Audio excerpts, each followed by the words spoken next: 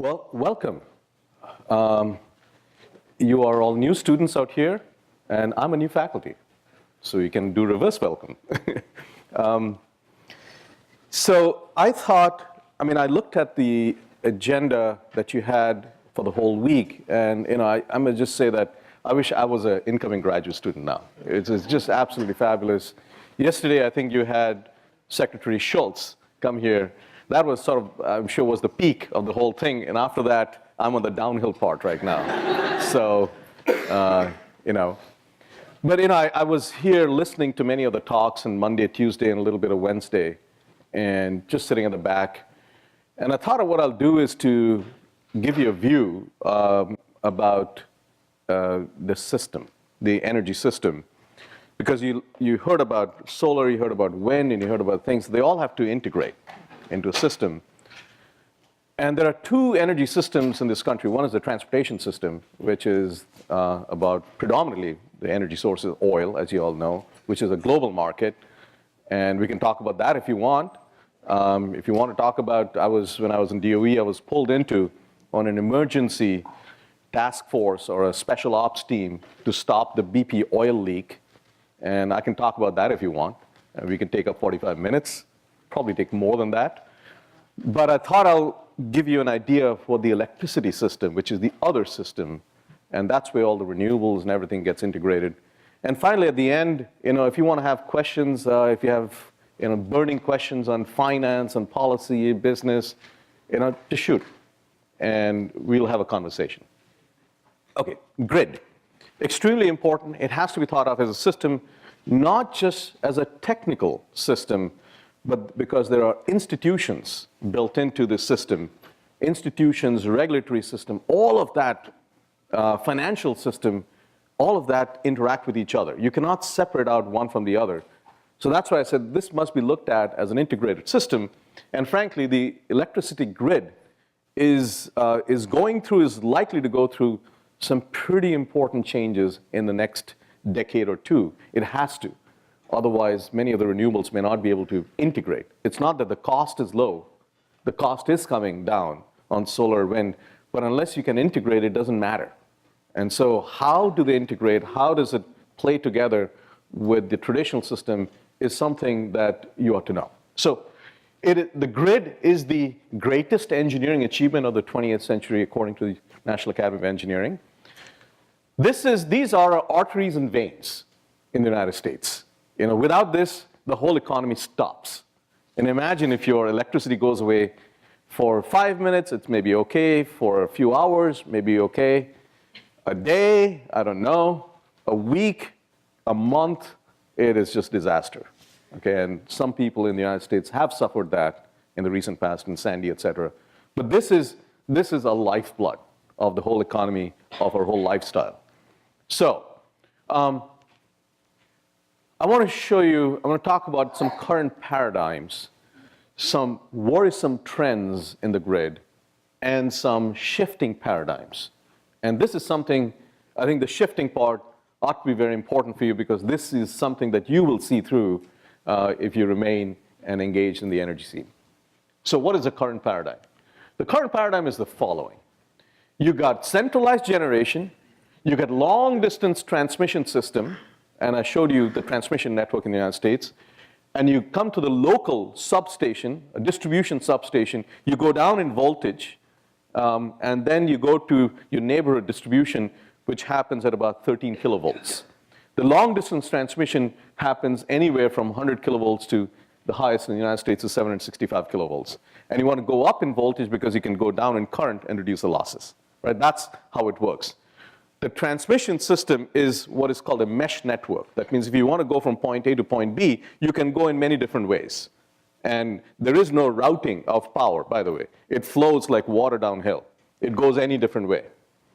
Whereas the distribution network is more of a branch network. You have a substation, the lines go, and then it sort of branches out. That's how the architecture.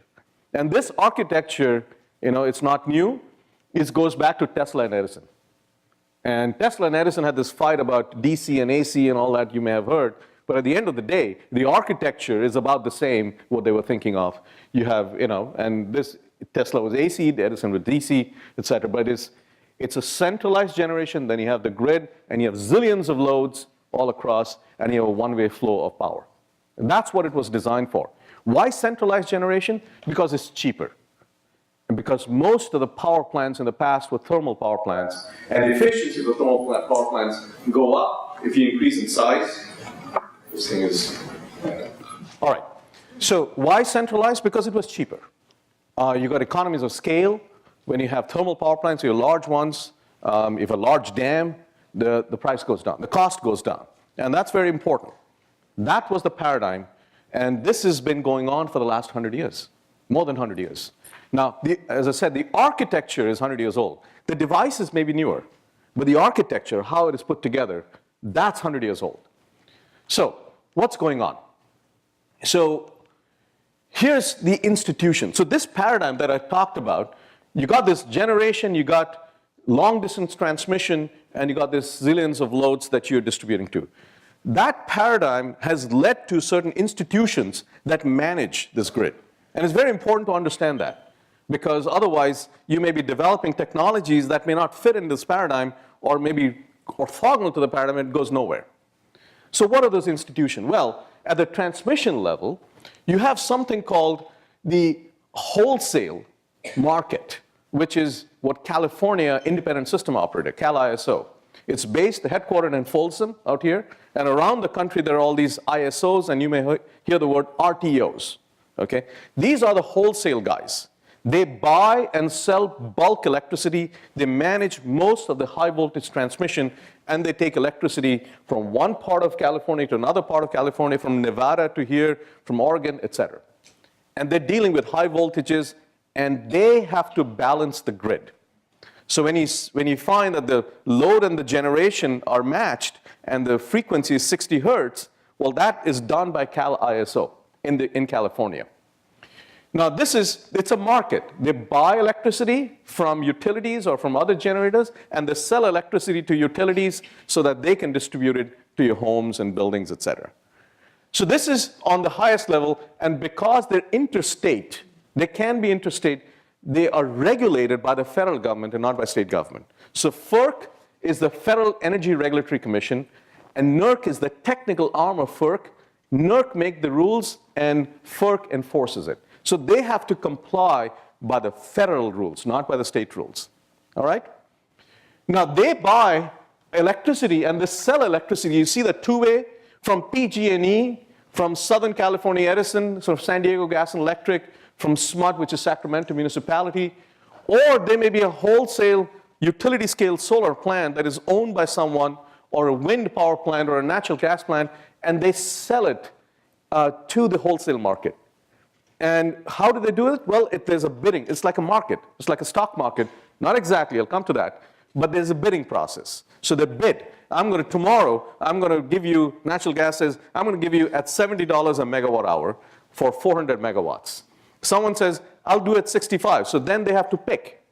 And so they're basically bringing the sellers and the buyers together. So the PG&E, so this is, if you look at the map out there, that is CAL-ISO. And within that, you find these regions. PG&E is a white region. You got San Diego Gas and Electric down there. You got Southern California Edison. And the other municipalities, Sacramento SMUD. It's a municipality. Okay, this is not, it's a nonprofit organization that manages the local electricity. So they buy electricity from the wholesale and they distribute it to the retail side. And so PG&E will distribute the electricity to your homes, to the buildings, to factories, et cetera. That's how the system works, all right? And this, because it is local, it is now have to be regulated because they're essentially a monopoly out here is PG&E. They're regulated monopolies, and the regulation comes not from the federal government now, but from the state. And CPUC is the California Public Utility Commission. So the Utility Commission has to regulate these utilities, and they regulate not just PG&E, but all the utilities. So you've got a federal thing and you've got a state thing. Now, how does this independent system operator work? Well, they create the market, they buy and sell electricity. If you go to Folsom, California, you'll see this big plant, And in fact, they look at all what is being generated from various parts of California, and they're trying to balance it in real time. It turns out the way the electricity bidding happens, there's something called what is called the day-ahead market. So 90+% of the load is predicted the day ahead, and the bidding happens the day ahead. So today's electricity that you're getting out here was basically planned out yesterday. Okay, that's 90% of the load. Then, of course, it doesn't quite get it because the load prediction is not exactly the same what actually happens in real time. So to fine-tune that, you have an hour-ahead market, and then you have a 10-minute market, and then finally, the smallest one is frequency regulation, which happens on the second level. Okay? So this is how it works. It's not a real-time stock market, but it's trying to get there.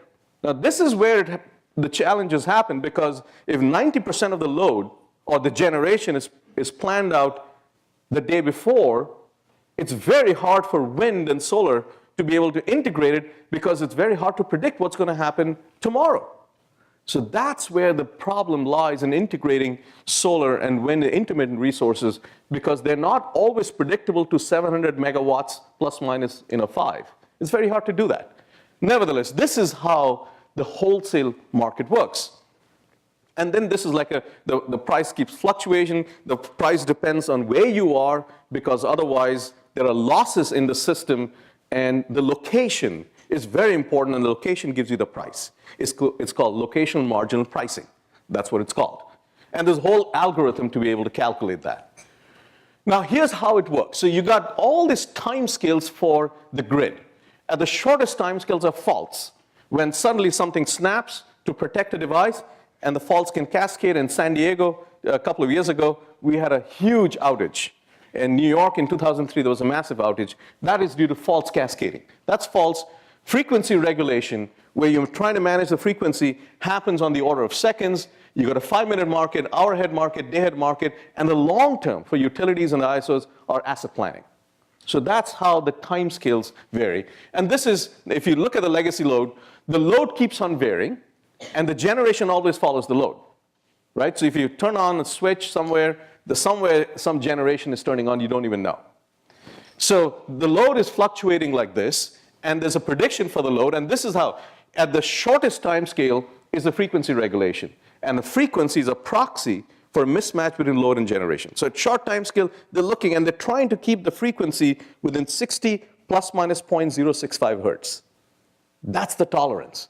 And if the frequency goes high, that means the generation's too high, they reduce the generation frequency. So it's a control system that is working. Then, of course, the hour ahead, day ahead, and history and weather. And this is what had been going on for the last 100 years, is dispatch.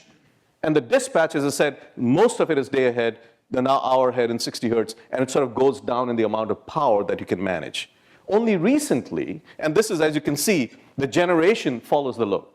Only recently have people started looking at demand response, where the load can be curtailed because there's too much generation, it's too expensive, and too much stress on the system. That's how it works. Now, this is typical. This is January in California. You can see this is the day-ahead forecast, this is the hour-ahead forecast, and this is the actual demand. So as you can see, at any time of the day, this is noon out here. Any time of the day, there could be a gap between the estimated, the day-ahead forecast, and the actual by about a couple of gigawatts. Okay, so they have to fine-tune that with the hour-ahead, 15-minute, 5-minute, etc. And so this is, as you can see, the load goes up at about noon, it flattens, and when people go home, the load goes up even more, and then it sort of goes down. And these are the renewable resources. You can see the solar is very predictable. Solar is usually put in places where there's a lot of sun and there are not too many clouds. In the desert, the large-scale, utility-scale solar. So solar actually turns out to be quite predictable. Wind is very unpredictable. And you got biomass and other small hydro, fairly predictable. So but you look at the orders of magnitude, this is 3 gigawatts, this is 30 gigawatts. So it's about 10%. In California today, natural gas is about 70% of the generation. 20%, 18 to 20% is renewables in California. So 90% is covered by natural gas and renewables. Coal is like 0.9%. And so that's just the mix today. So now, so again, the same system, the wholesale, the retail, FERC, NERC. How does the pricing work for the retail side? The retail side, does not follow the fluctuation of the stock market fluctuation of the prices in the wholesale. They are given as tiers. So if you're a PG&E customer, and you may like to look at your bill sometime, there are tiers. 90% of the customers are in this tier structure. So tier 1 is 13 cents a kilowatt hour, tier 2 is 15, and tier 3 is 32 cents. And it just jumps more than twice. And most of the people don't even know they're crossing over from tier 2 to tier 3. There's no transparency. So suddenly you may be paying a huge bill and you don't even know. So remember, the wholesale market is like a stock market. This is fixed price. And this is where Enron tried to make a lot of money trying to play that market, because they shot up the price over there by controlling supply. And then PG&E went bankrupt because they had to sell the electricity out here, and they were buying at much higher price and selling low. And PG&E almost went bankrupt because of that. So that's how, the pricing out here and all that. So I'll talk a little bit about the technology as well. So what are the worrisome trends? Quickly. I'll give you one, and this is going to show up. People talk about climate change, and we know that the world has warmed up by 0.8 degrees Celsius since the beginning of the Industrial Revolution. That's the average. Here's the distribution of what's going on. This is the average. This is standard deviation, 1, 2, and 3. Look where the distribution is going. So you find that the distribution, which used to be, some summers are hotter, some summers are colder, right? So the cold is blue, red is hot. But the average has certainly moved from here to there, but look where the tails of the distributions are reaching. So this is reality of global warming, because it is not the average, but the tails of the distribution have a disproportionate effect on our economy, because it stresses the grid, the agricultural things. It's nonlinear. It's not that, this is 0.8 degrees, so this, 2 degrees will have a big, will have a proportional effect. It's disproportionate. People die. Animals die when you have that kind of a heating. So this is what's going on, and this is a worrisome trend, and because of this, you find the losses in the grid are on the order of about $100 billion a year, but the weather-related ones are, $30 to $40 billion, and they are increasing. Okay, so that's a worrisome trend. The other, worrisome trend, as I'll show, is sabotage. The grid is vulnerable. So this is, again, weather-related, a worrisome trend. Second word, age. This is a typical substation transformer in the United States. Okay, and from the transmission line comes to the distribution, and if you look around, you will see them. It's just that people try not to notice them. The average age of the expected lifespan for these transformers, okay, these are about $1 trillion of assets in the United States. The expected lifespan is 40 years. The average age of these transformers in the United States is 42 years. We're at -2, okay? Cyber physical security, huge problem coming up. Just an incident. This is on Highway 101, Morgan Hill down there, San Jose up there. There's a Metcalf substation. How many of you have heard of this incident that happened? Okay, for the rest of you, here's what happened. On April 16, 2 a.m., 120 shots were fired at the radiators to leak out the cooling oil. 50,000 gallons of cooling oil were leaked out. They brought down the substation. And 15 minutes before that, fiber optic telephone cables were cut so that 911 was disabled. We still haven't caught these guys. And it so happens no one had heard about it for a long time, because this was the night of the Boston Marathon bombing. So while all the media was focused out there, this was going on out here. And in fact, in many cases, our grid is being mapped out by just hacking in from other countries. This is what's going on. This is another problem that is going on. I showed you the load curve in California, and it turns out this is noon. This is going down. This is called the duck's curve, the duck's belly. Okay, you see the duck out here?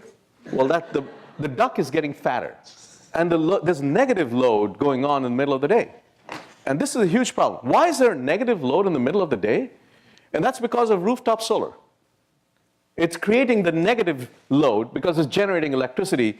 And in the middle of the day, when Cal ISO is trying to balance the grid, then suddenly it has excess electricity. So they're trying to introduce negative pricing so that they'll pay someone to take the electricity away because they don't know what to do with it. So if you have a large battery, you're going to make money. Okay, so this is another very interesting, worrisome trend about the stability of the grid. Another very interesting. So you're finding that because the price of natural gas has come down, people are shifting more towards natural gas. So natural gas contribution to electricity, is going up and coal is going down. So this is yellow is natural gas. It used to be 19%. Now it's like 30-something%. And coal has gone from almost 50% to 30-something%. And this is not going away because natural gas is likely to stay low.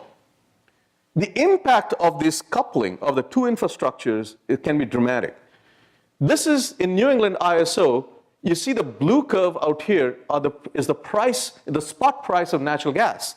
And you find that it goes from $4 to almost $20. Because if you have a cold winter, you need heating. So the demand for natural gas goes up, and the piping and the infrastructure is not enough. So you cannot put enough natural gas through the piping, and the price goes up.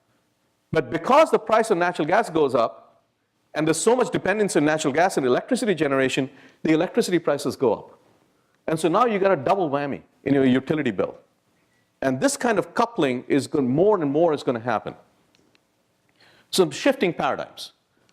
So here's, you may have seen this before, the cost of electricity from natural gas combined cycle is the cheapest. Solar is coming down. When we were in DOE, the Secretary Steve Chu and I created the Sunshot program. I don't know if you've heard about it. It's to get down, this is, we said that if President Kennedy could have a moonshot, President Obama could have a sunshot.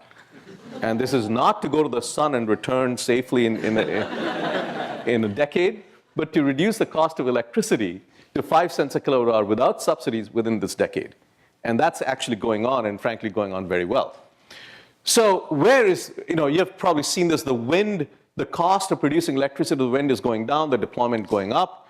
You have the cost of the panels come down. You heard from Mike McGehee earlier, the cost of the panels come down to the point that the balance of system cost is the highest. That's why the efficiency knob is very important. Efficiency and weight are really the two technological knobs to reduce the balance of system cost, and permitting and all that. I can get into it if you want me to.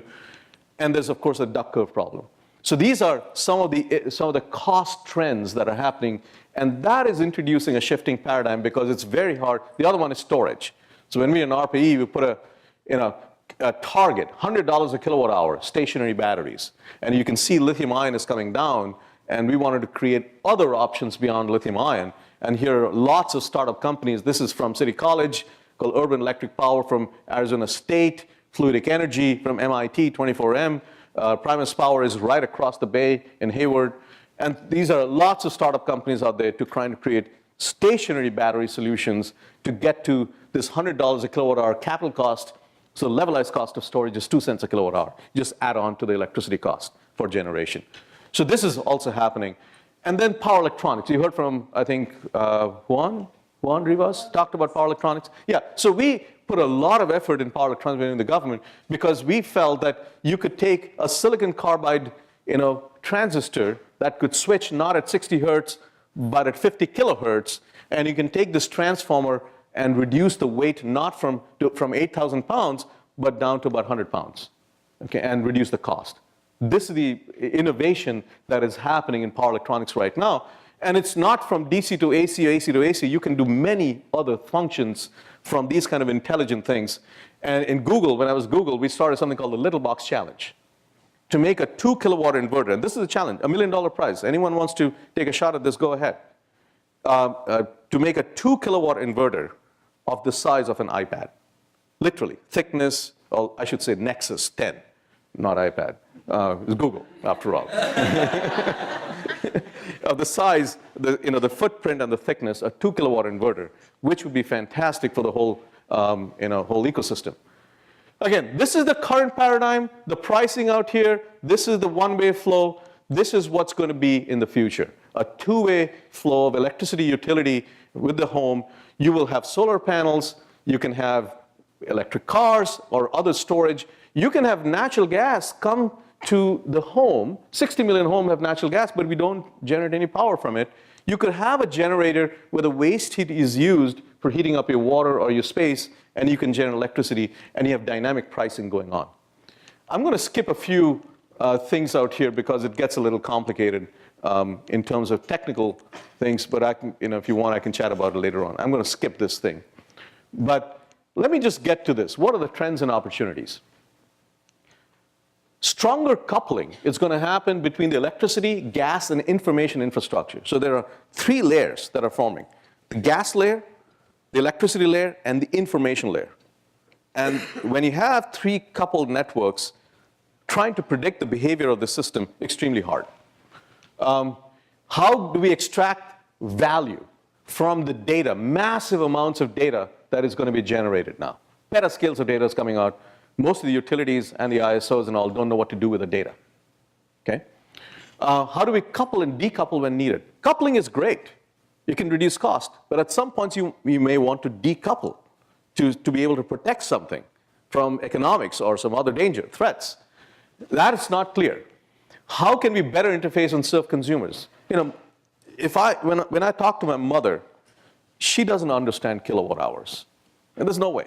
And she'll never understand. And don't tell my mother I said that. Right? But they understand, people understand electricity service. So there has to be a transparency in how the electricity that they're using, what does it mean? Because cents per kilowatt hour and all, most people on the street would not understand that. So how do we better interface? How do we make it much more user-friendly? Aging infrastructure talked about. The other one is cyber-physical threats. How do you make it more resilient? Climate threats are talked about. How do you make it more resilient against climate threats? And finally, reducing cost of renewables and storage. Some people feel it's a threat. It's certainly a threat to the current paradigm. But there's an opportunity out here. And the opportunity, how can we best leverage the aligned innovations in both technology, business, finance, and regulation. And policy is very important to align those incentives so that you can leverage all that, to leverage both the centralized and distributed resources to reduce cost to consumers and the utility, to increase reliability against various threats. You may want to, if there is a cascading failure coming downstream, or if you're downstream of a cascading failure, you want to disconnect.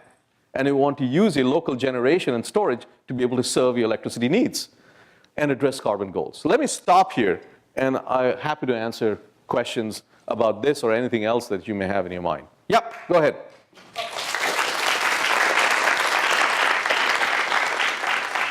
You were the first one. I grew up around here, and I didn't actually hear about the thing with the shooting of the station. It's a bit disturbing. Do you have any idea what they were trying to do? Like, did someone get attacked? Did they fall? No, this was at 2 a.m. in the morning.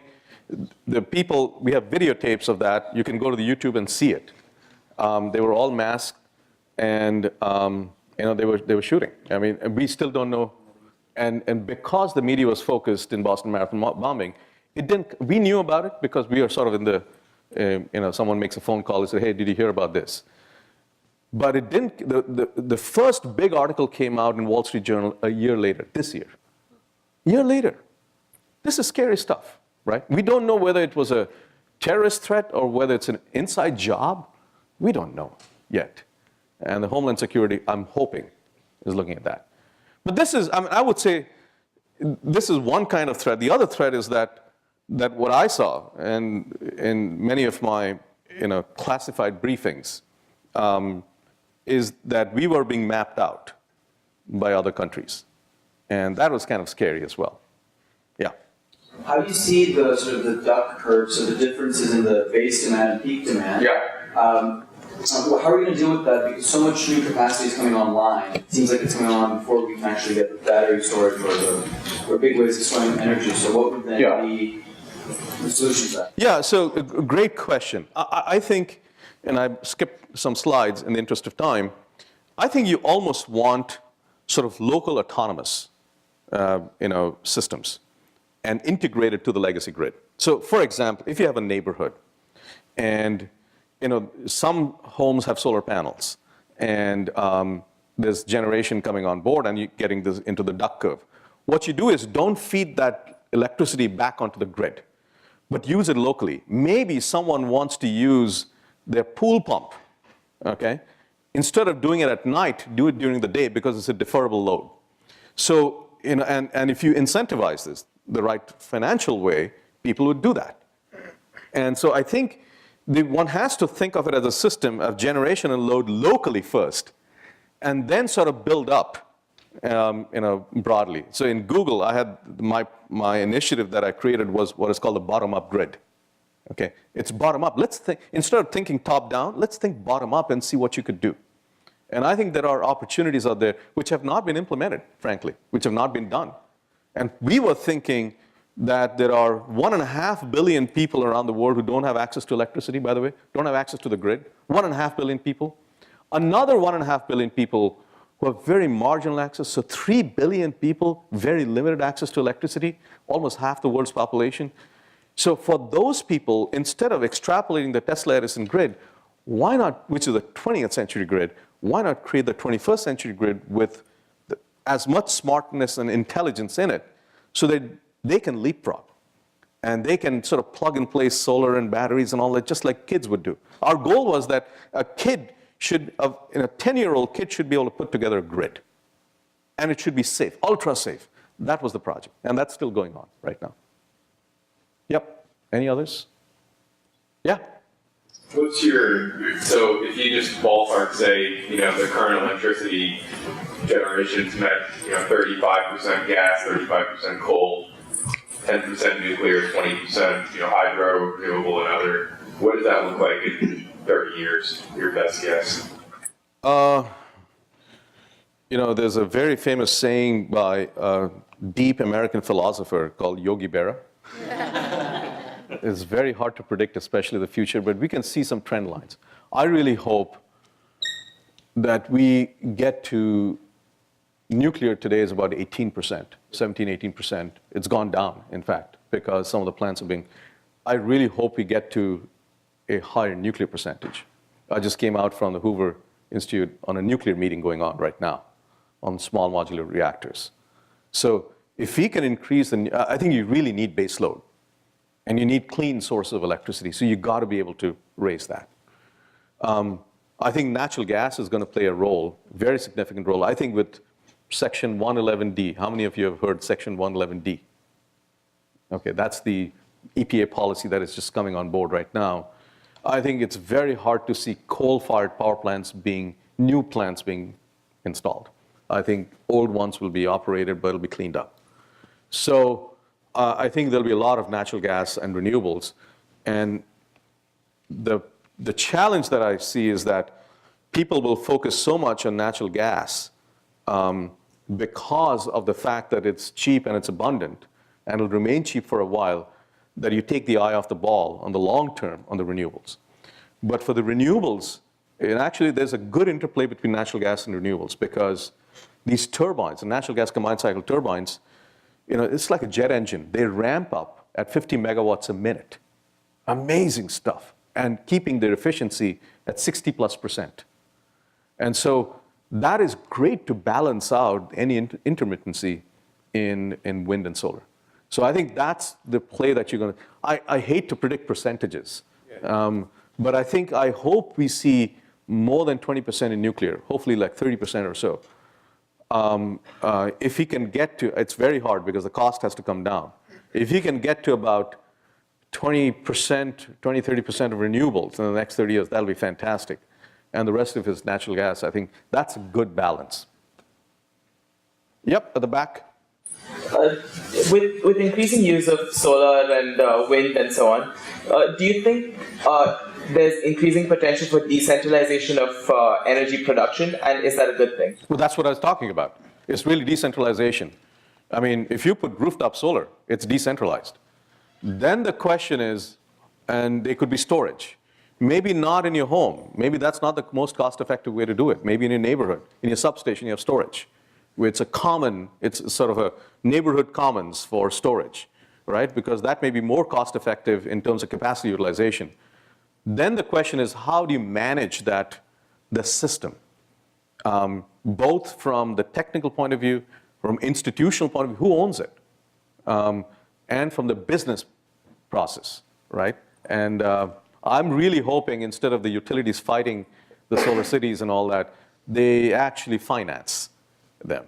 And that's where you're talking about MLPs and all, I think Dan was talking about. We can talk about finance if you want, but that's, I think, where the opportunity really lies.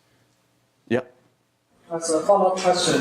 Which one is more challenging for the grid, the centralized solar plant or the distributed to photovoltaic system? Well, if you talk to a grid operator, the centralized is much easier because it looks like a plant, talks like a plant, smells like a plant. It must be a plant, right?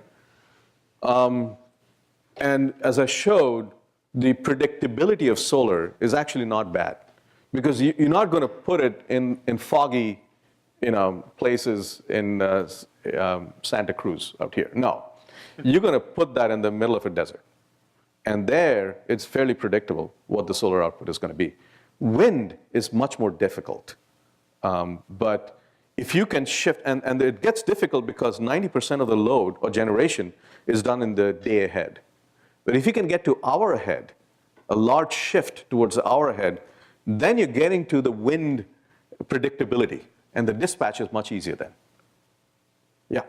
When you talk about this local, kind of having an overlay of local generation, can you talk a little bit more about the technical and policy catalysts that are required? So you just mentioned, for example, in Santa Cruz, you would put solar panels, but how are you going to do local generation in places where you're not going to have rooftop solar? And then what are the policy and or financial catalysts that would be required to get people to stop bickering about net metering or whatever?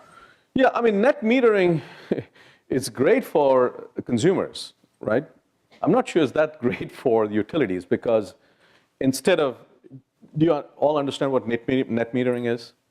Anyone who does not? It's okay. All right. So net metering is that if you are selling electricity, then you will get paid. If I'm a homeowner and I've got a rooftop, I will get paid for the net electricity at the same rate as I'm buying. Now, the utility has to buy that electricity from you at the retail price. Remember, the 13 or 15 cents and 20 cents a kilowatt hour, right? Now, it could have bought the same electricity from the wholesale market at 5 cents a kilowatt hour. So they are at a disadvantage. And you got to think about that too, right? So I would say the policy measures in financing it, in a solar city, as a solar company, one of the most innovative things they've done is in financing, right? But do you know how much it cost for them to acquire a customer? It's about $3,000 per install. It's a huge amount. Now, if you could reduce the customer acquisition cost for Solar City, it's a very big deal in terms of finance, because then it's less burden on them. Dan this is on rooftop. On large-scale solar and wind installation, the financing turns out to be a big deal. Dan Riker talked about master limited partnerships. Does anyone understand what MLPs are? One or two. It's really a tax policy. I don't know how much time I have. Okay, so what is MLP? MLP can be traded on the stock market, and it basically aggregates capital from the stock market. So I create a company called Kinder Morgan, which is an MLP, by the way, and I trade on the stock market, so I can aggregate. You can all invest in this thing. So it's public capital. Then I take that aggregated capital and I invest it in a pipeline, gas pipeline, or a transmission line or something. And the returns that I get from that, because I have to get returns from that, I give some of the returns back to my investors, like you all. Now, most corporations that do that, let's say IBM or Google, when it does it, it has to pay taxes, corporate taxes. And when that money goes to you as an investor in Google or IBM, you have to pay capital gains tax. So that money that is flowing gets taxed twice, right? MLPs were created in 1982 so that this this entity that is aggregating capital and getting returns is not taxed at all. So the only tax that people are paying is the investors in the capital gains tax. This thing is not taxed. And so the tax burden is lower for this entity, and thereby the interest rate it charges for the investment it makes is lower. Okay, so that's the equation. Now it turns out when MLPs were created in 1982, they were only created for oil, gas, and coal. And they cannot be used for solar, wind, and other renewables. And the cost of capital, the interest rate, the cost of capital turns out to be one of the significant costs in all renewable resources. So MLP Parity Act, so the DOE, when we were there, pushed or asked members of Congress to see if they would sponsor a bill. And Senator Coons from Delaware brought together a group, bipartisan group, to create something called the MLP Parity Act, which will open up these MLPs for lower interest rate loans and investment, not just to oil, gas, and coal, but to everyone else, all of the above energy. That's what is the MLP. And that turns out is a very important financing scheme that, if it happens, will really impact the whole industry. Sorry, I got into tax policy. So thank you. Okay.